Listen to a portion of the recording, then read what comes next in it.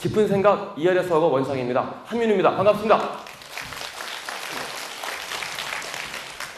예, 이번 주 내내 장마랍니다. 그리고 이번 주에 대부분의 학교들이 기말고사 시즌일 겁니다. 그렇지 않나요? 예, 대부분 그럴 거고요. 그리고 기말고사가 끝나고 나면 드디어 뭐가 기다리고 있습니다. 여름방학이 기다리고 있습니다. 그 여름방학을 앞두고 다시 한번 이 자리에 섰습니다. 그런데 이번 여름방학은요, 지금까지 맞이했던 여름방학과는 좀 다릅니다. 고3을 앞두고 있는 마지막 방학입니다. 고3을 앞두고 있는 마지막 방학입니다. 그런 마음으로 이번 여름방학 설명회를 준비했습니다. 마지막 고3을 앞둔 이 시기에 대체 무엇을 어떻게 해야 될지를 말씀을 드려야 하는데요. 이 여름방학 설명회는 개인적으로 영어를 가르치고 있는 저의 입장에서는요, 가을보다 조금 더 어렵습니다. 왜 어렵냐 하면 이맘때쯤 어머님들 머릿속은요, 거의 뇌 구조가 정해져 있습니다. 이맘때 가장 큰 관심사는 어떤 과목이신가요? 작게 말씀하시네요. 저를 배려하신 거죠?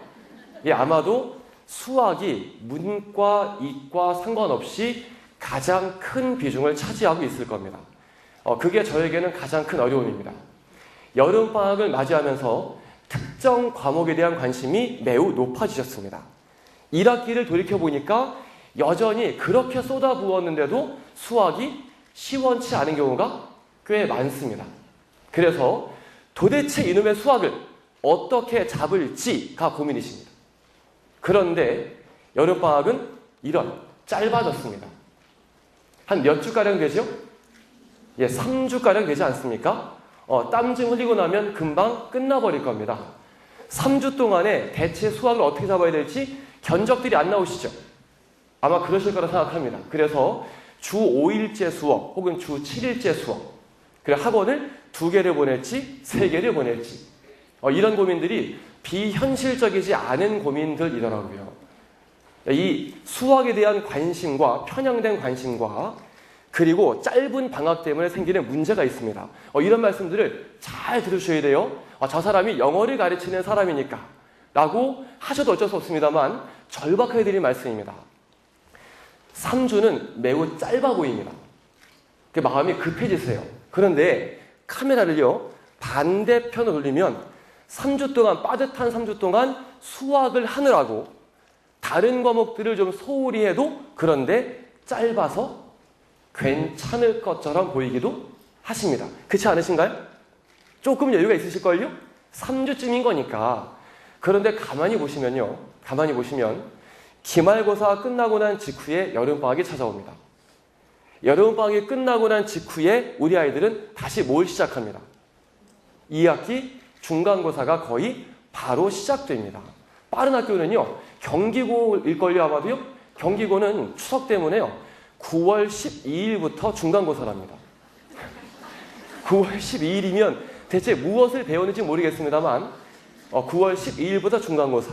많은 학교들이요, 추석 직후에 중간고사입니다. 즉 여름방학 끝나고 난 뒤에 바로 또 시험 대비에 들어가게 됩니다.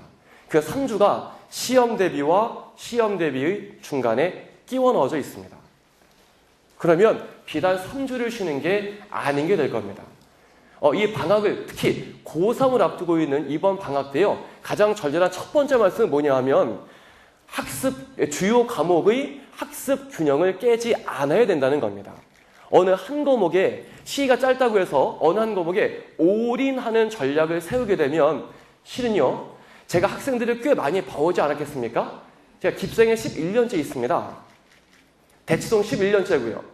아마도 어머님들보다 훨씬 더 많은 학생들을 봐왔을 텐데 내년 이맘때쯤에요, 어떤 어려움을 겪는 학생들을 많이 만나냐 하면 그렇게 많은 걸 쏟아부었는데 아직도 잡히고 있지 않은 수학. 내년 이맘때요, 고민합니다.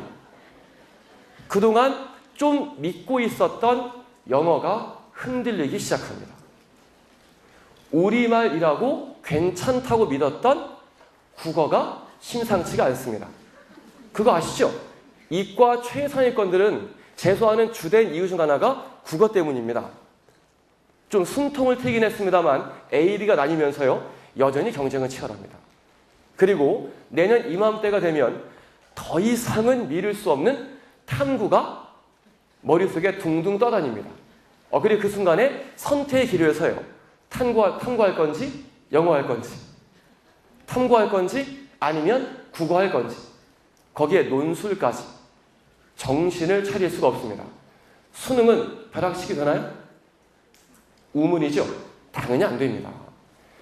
1년 동안 이 과목 간의 균형을 유지하면서, 이때 균형이라고 하는 것이 1대 1대 1의 그런 모든 똑같은 걸 말씀드린 건 아닙니다. 그런 무식한 말씀을 드린 것이 아니고요.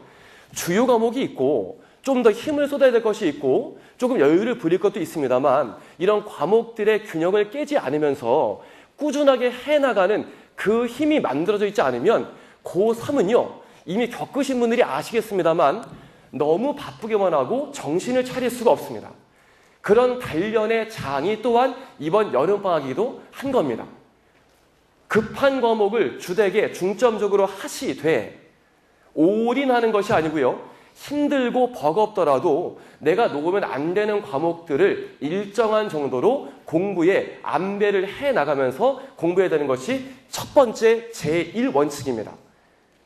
올인하지 마십시오. 그럼 큰일 납니다. 그럼 이미 2학기는 끝난 겁니다. 2학기는 순식간에 지나가지 않습니까? 그런 거 찬바람 불거든요. 과목 간의 학습 균형이 무엇보다 중요하다는 말씀을 전제로 깔면서 이제 본격적으로 영어를 말씀을 드려야 되는데, 우리의 목표는 사실은 1점에 향해 있잖아요. 1점. 바로 대입, 그리고 수능. 이 수능의 실체가 이번 6월에 처음으로 드러난 겁니다. 6월 달에 말이죠. 그래서 이것에 대해서 평가원이 밝힌 실제 수능에서의 출제 경향과 방향에 대해서 간단하게 분석을 하지 않으면 제대로 된 학습 전략을 세울 수가 없습니다. 그래서 페이지 14페이지를 보시겠습니다.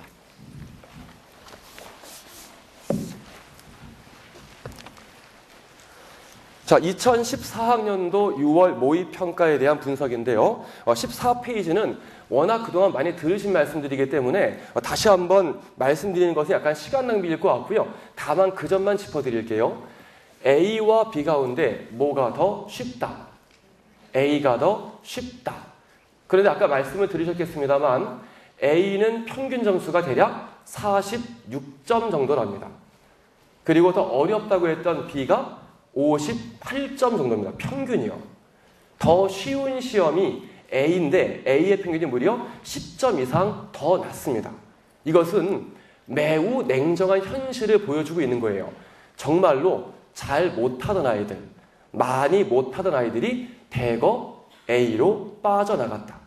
제법 센 놈들만 B에 남아있다는 것을 보여주고 있는 겁니다. 물론 이탈 현상도 있겠습니다만 큰 폭의 변화는 보이지 않을 것으로 보여서요.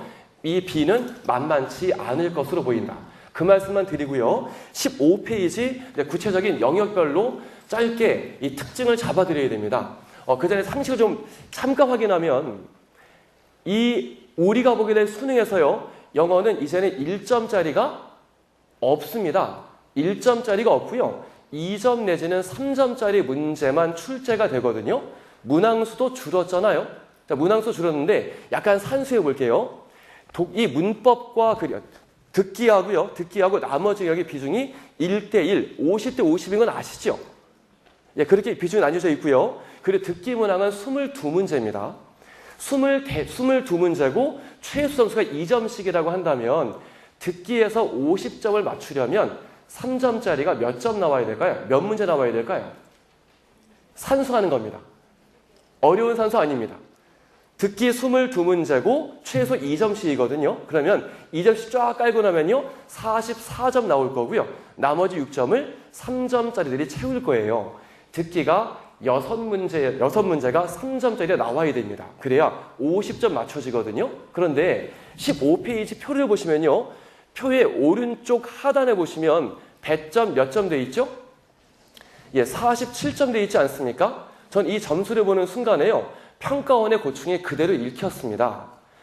47점이라는 이야기는 3점짜리가 몇 문제? 예, 3문제라는 얘기입니다. 그리고 나머지 3점짜리 문제를 어디로 돌렸다.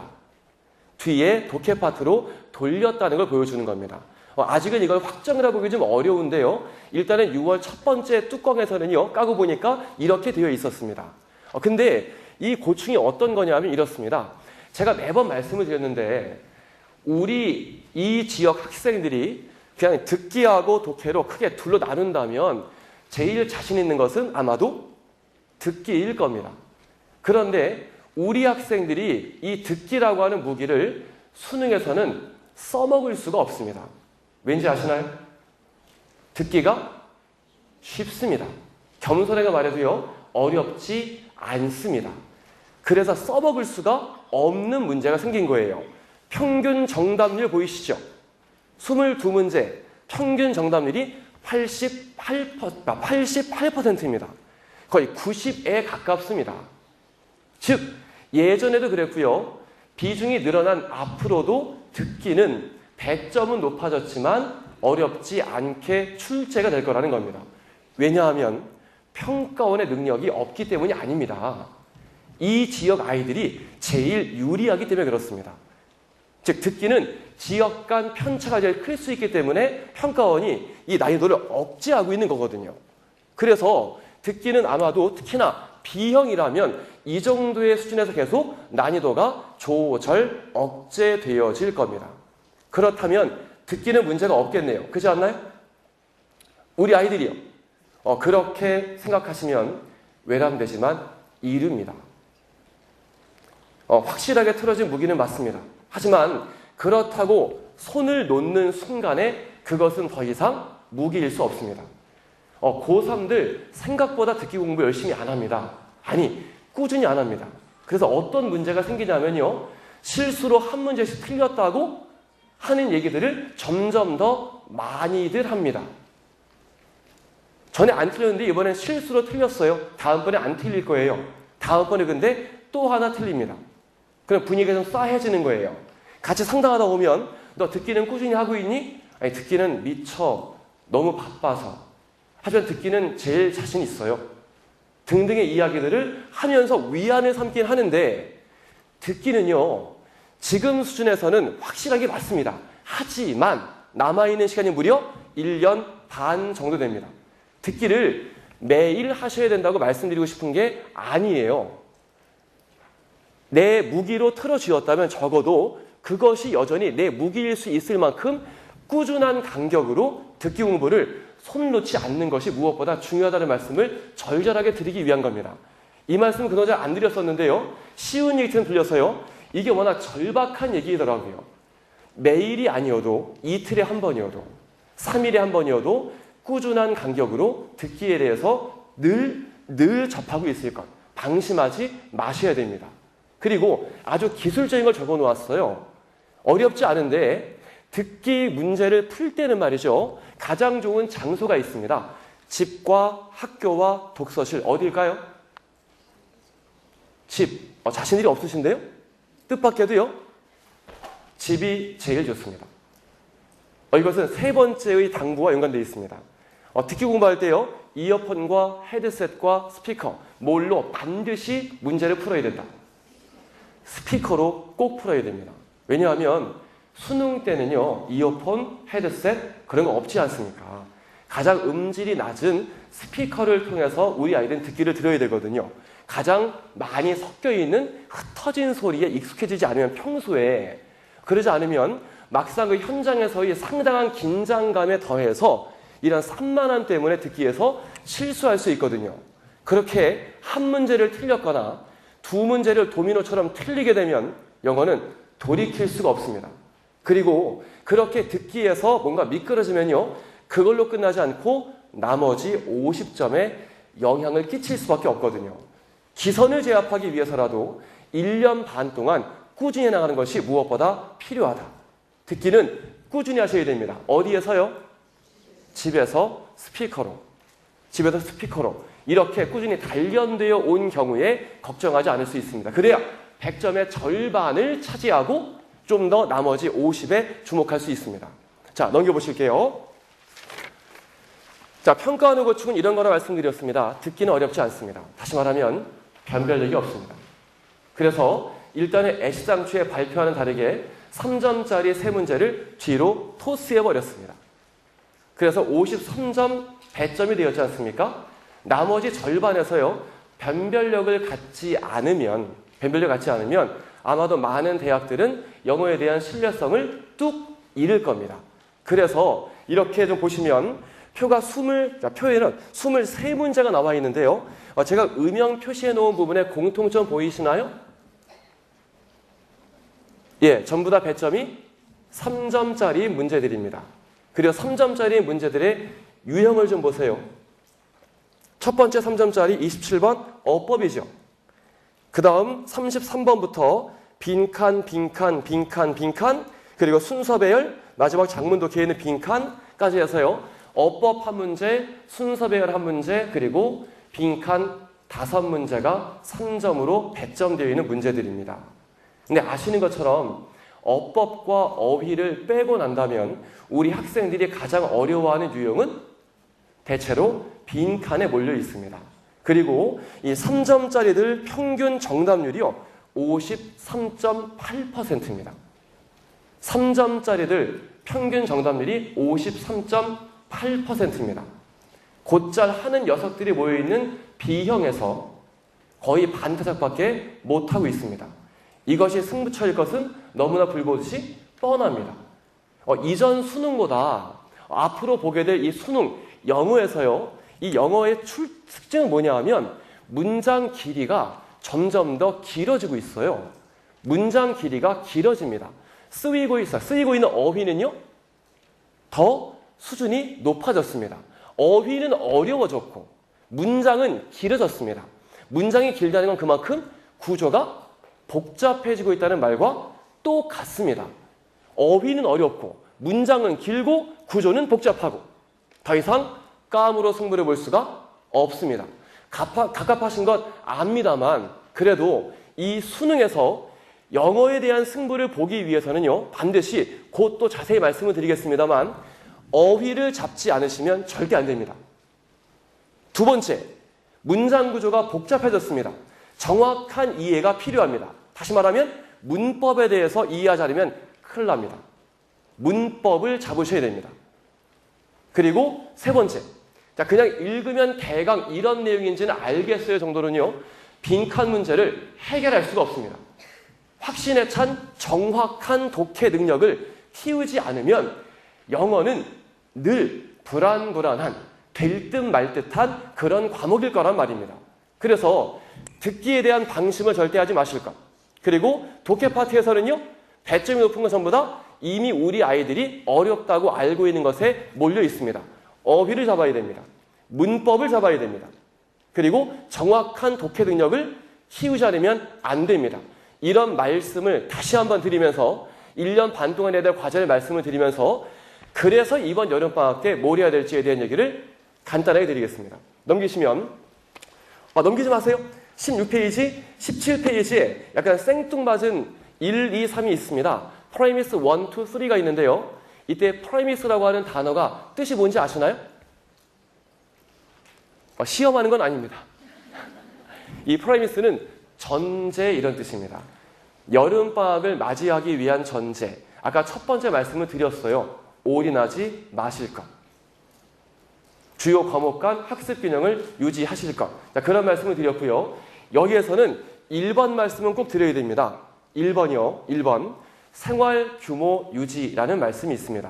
너무 뻔한 공자님 말씀 같습니다. 하지만 저에게는 절절한 얘기입니다. 제가 여름방학 특강 혹은 겨울방학 특강을요, 오전 9시에 하거든요. 오전 9시에 가끔 수업 시작 전에요, 이런 전화를 받습니다. 어머님께요. 우리 아이가 도저히 일어나질 않아요. 목소리에는 지친 기색이 역력합니다. 오늘은 아무래도 안 되겠어요.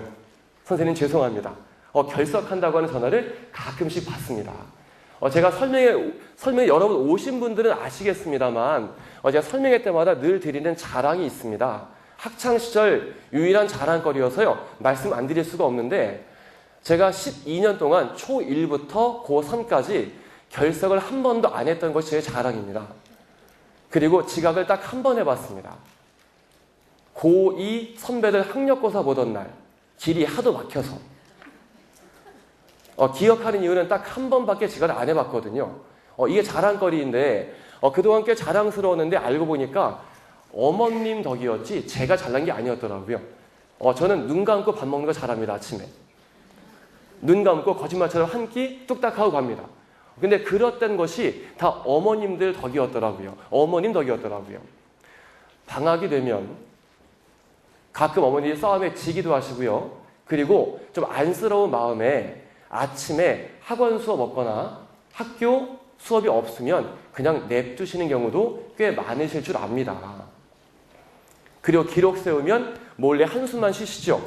오늘 10시에 깼다느니, 11시에 깼다느니, 12시에 깼다느니 이런 등등으로 방학이 가뜩이나 짧은데 하루 시작 시간이 그런 식으로 뭉개지고 무너지게 되면 3주 여름방학은 없습니다. 다른 건 다 잘 해주셔도 괜찮은데요. 학생들이 아침에 정해진 시간에, 스스로 약속한 시간에, 혹은 함께 약속한 시간에 깨어날 수 있도록 반드시 신경을 써주셔야 됩니다. 그런 전쟁을 피하시면 그것만은 안 됩니다. 다른 건 다 괜찮은데요. 그것만 안 됩니다. 어차피 안 좋은 사이시지 않습니까? 그걸로 잠깐 냅둔다고 관계 개선은 절대 되지 않습니다. 그 부분은 타협하시면 여름방학은 없습니다. 그 당부는 제가 꼭 드려야 됩니다. 자, 그 당부를 전제로 해서 이제 넘기시겠습니다. 넘기시면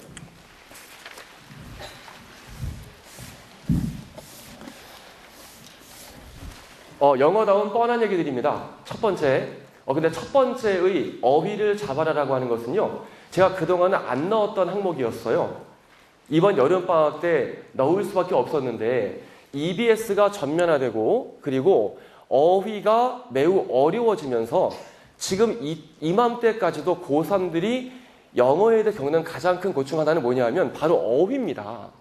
어휘 때문에 숨이 넘어갑니다. 근데 갑갑한 건 뭐냐 하면 우리 학생들이 어휘 공부를 그동안 안 해왔던 게 아니라는 사실이 속이 터집니다. 집에 어휘책 한 권 없으신 분? 안 계실걸요? 적어도 좀 많으신 분들은요, 한 뼘 이상 갖고 계실 거예요.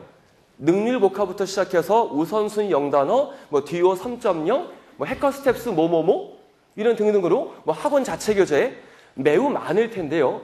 어휘 공부를 안 해온 게 아닌데 어휘는 늘 약하단 말이죠. 이유가 있습니다. 가끔 어머님들이 그런 자랑하십니다. 우리 아이가 머리는 참 좋은데요. 그 일예로요. 어떤 말씀하시냐 하면 학원 오기 전에 차 안에서 20-30분 단어 공부를 숨가쁘게 해요. 집중력도 좋고 순간 암기력도 참 좋아요.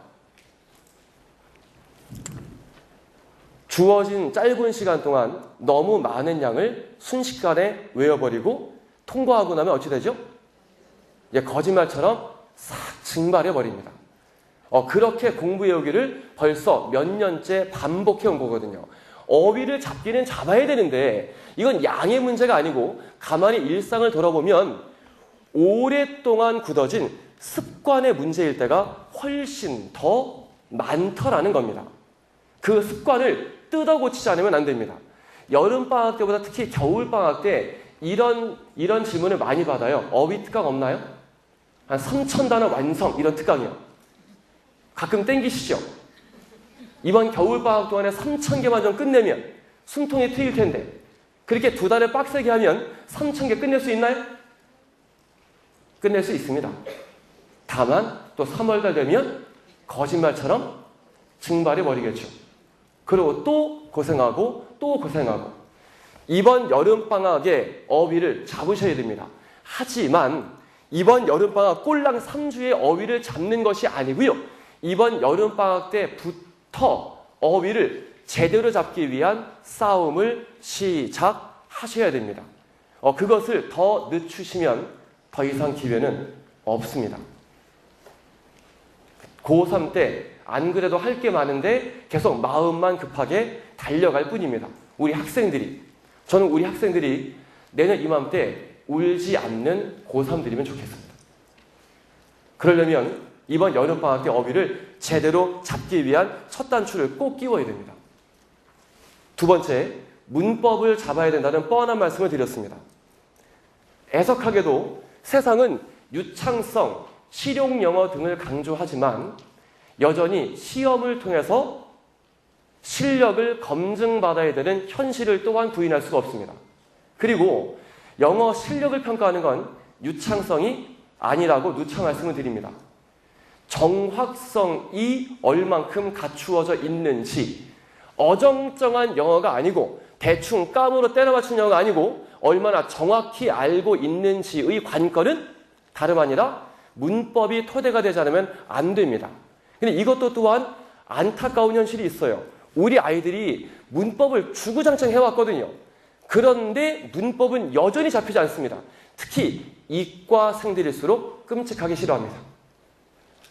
더더욱 싫어합니다. 문법을 공부한 이유는 시험 때문이었거든요. 시험에 나올 거니까. 나오는 이유는 중요하니까. 중요한 이유는 시험에 나오니까. 시험에 나오는 이유는 중요하니까. 그러고 외워버리고 끝났으니 남을 턱이 없죠. 머릿속에 둥둥둥 공식들만 떠다닙니다. 열심히 외우고 나면 또 예외들은 왜 그리 많은지요. 또 외워야 됩니다. 그러니 점점 거리가 멀어지는 거예요. 점점 멀어집니다. 저는 뼛속까지 문과인 사람이거든요. 뼛속까지 문과인 사람인데 이과생들에게 종종 그런 말을 들어요. 선생님 문법은 수학처럼 가르치세요.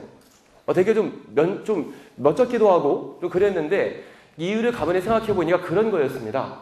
문법은 영어라고 하는 말의 구성 원리입니다.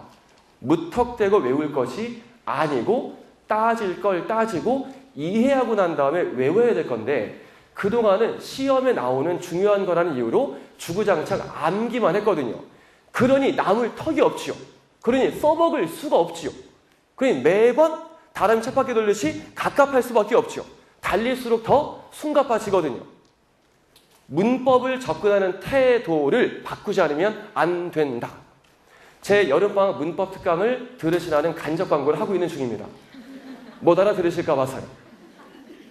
그래서 지금부터라도 문법을 접근하는 이 관점과 태도를 달리하지 않으면 안 됩니다. 이번 여름방학은 그렇게 영어에 있어서는 자리매김되지 않으면 안 됩니다. 다음, 세 번째는 영어를 뛰어넘는 얘기입니다. 반드시 복습하는 습관을 들이는 여름방학이 되어야 됩니다. 아무리 바쁘더라도. 이거야말로 너무 뻔한 얘기처럼 보여서요. 길게는 말씀을 안 드릴까 싶은데요. 이 동네 아이들이 제일 못하는 게 복습입니다. 이 동네가 학습 효율로 제일 떨어집니다. 투자 대비 성과로 보면요. 그 이유는 아마도 돌아볼 줄 모르기 때문일 겁니다. 쫓겨다니기에 급급해서일 거랍니다. 고2쯤 됐지만 그 패턴은 바뀌지 않았습니다. 오늘 우리 학생들이 수학 학원이 있었다면 아마 집에 끝나고요. 집에 가서는요. 영어 숙제할 겁니다. 영어 학원 끝나고 오늘 집에 간다면 수학 숙제 하겠지요. 그리고 오늘이 또 금요일이라면 아마도 논술 숙제할 겁니다. 매일 숙제에 끌려다닙니다. 그래서 승부를 볼 수가 없습니다. 그래서 투자한 것에서의 성과를 가질 수가 없습니다. 돌아볼 줄 아는 습관을 키우는 것이 무엇보다 중요한 문제입니다. 여기까지만 말씀을 드립니다. 그런데 방학에서요. 어휘를 잡자고 말씀드렸고요. 문법을 잡자고 말씀을 드렸고 복습하는 습관을 잡자고 말씀을 드렸는데 정말 갑갑한 게 있습니다. 우리 아이들이 이 세 개만 빼고 다 잘하거든요. 영어에 관해서는요. 이 세 개 빼고 다른 건 다 괜찮습니다. 그러면 싸늘하게 승부를 보실 수가 없습니다. 아까도 말씀드린 것처럼 수능은 말이죠. 벼락치기가 안 됩니다. 그리고 너무 냉정하게도요. 그 점수에는 말입니다. 점수에는 그 학생의 현재가 고스란히 담겨 있습니다.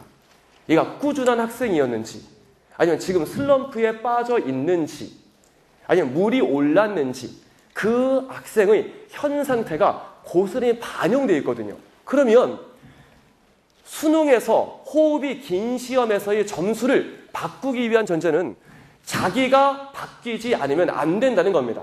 자기는 여전히 제자리인데 늘 똑같은 방식과 똑같은 마인드로 공부하고 있는데 약만 쏟아붓는다고 해서 실력이 바뀌는 거라면 이미 진작에 바뀌었지요. 그게 아닌 승부이기 때문에 이런 여름방학은 더욱더 절절한 겁니다. 혹시 아시나요? 학생들이 바뀝니다. 바뀌면 무엇으로 가장 먼저 알 수 있냐면 학생들의 눈빛이 바뀝니다. 눈빛이 바뀌는 순간 이미 승부는 본인 겁니다. 그 눈빛이 바뀔 때까지의 치열한 자기 변화를 꾀하지 않으면 승부는 없는 겁니다. 그것이 수학이 됐건 영어가 됐건 논술이 됐건 뭐가 됐건 말이죠. 그런데 슬프게도 이 학생들의 자기 변화는 어머님들이 이끌어 나가시기에는 좀 어려움이 점점 더 있으실 거예요. 도통 말을 듣지 않거든요. 점점 더. 그 아이들의 변화는 저 같은 사람들이 가져오는 겁니다. 선생이, 앞에 있는 선생이 먼저 바뀌는 모습을 보여주면 아이들은 따라옵니다. 잔소리로 듣지 않습니다. 어머님들과 똑같은 이야기를 하더라도 말이죠. 학생들의 변화를 위해서 이번 여름도 힘껏 치열하게 준비하고 있습니다. 이상 마치겠습니다.